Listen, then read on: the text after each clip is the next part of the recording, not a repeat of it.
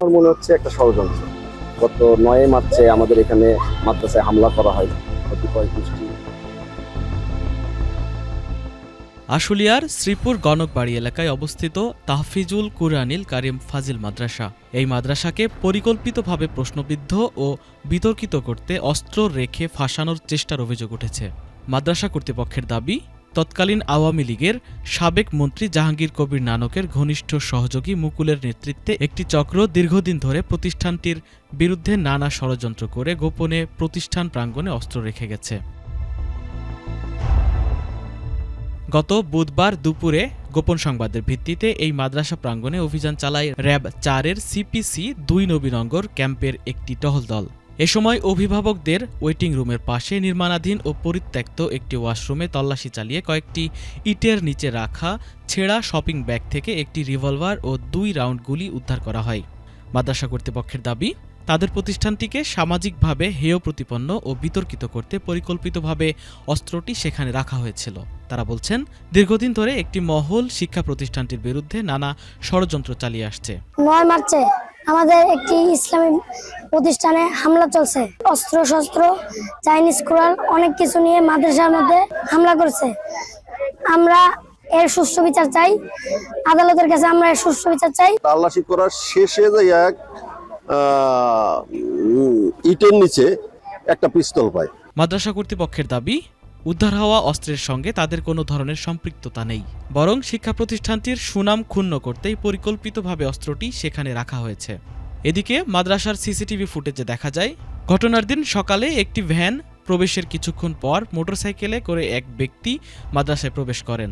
পরে তিনি নির্মাণাধীন ওই কক্ষের সামনে গিয়ে চারপাশে তাকিয়ে ভেতরে প্রবেশ করেন এবং কিছুক্ষণ পর সেখান থেকে বেরিয়ে চলে যান। বিষয়টি তদন্তের অংশ হিসেবে গুরুত্ব সহকারে দেখা হচ্ছে বলে জানিয়েছেন RAB ৪ CPC ২ company commander major Arman Hossain Hridoy. Ganakbari এলাকায় অবস্থিত তাহফিজুল কুরআনিল ফাজিল মাদ্রাসা, ওই মাদ্রাসায় র‍্যাব একটি অভিযান পরিচালনা করে দুপুরের দিকে তারা পরিত্যক্ত অবস্থায় একটি আগ্নেয়াস্ত্র উদ্ধার করে, যাতে ২টি গুলি ছিল। পরবর্তীতে তারা এটি পরিত্যক্ত অবস্থায় জব্দ করে জিডিমূলে থানায় জমা দিয়ে যায়। আমরা এই ঘটনাটি পরবর্তী আইনগত ব্যবস্থা গ্রহণ করছি।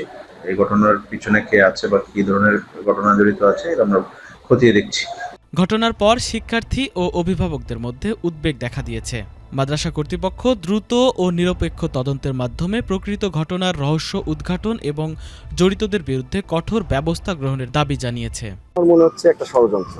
গত ৯ মার্চে আমাদের এখানে মাদ্রাসায় হামলা করা হয় কতিপয় গোষ্ঠী, যেমন জাহাঙ্গীর কবির নানক সাবেক মন্ত্রী, তার দোসর মারুফ হোসেন মুকুল, সালেউদ্দিন আহমেদ সাবেক ২ জন সচিব, একজন হলো খান মোহাম্মদ ইব্রাহিম আর একজন ফজলুল করিম, এবং সাথে স্থানীয় একজন নেতা জাকির, সে সহ প্রায় ১-১৫০ লোক এসে আমার মাদ্রাসায় হামলা করে গত ৯ মার্চে।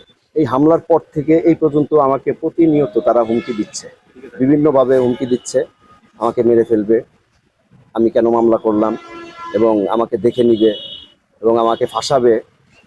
সেই ফাঁসানোর জেরেই আমার মনে হচ্ছে আজকে যে অস্ত্র উদ্ধার হলো, এখান থেকে উদ্ধার করছে র‍্যাব এসে এই পরিত্যক্ত বাথরুম থেকে, আমার মনে হচ্ছে যে এইটার সাথেই একই সূত্রে গাঁথা এই ঘটনা।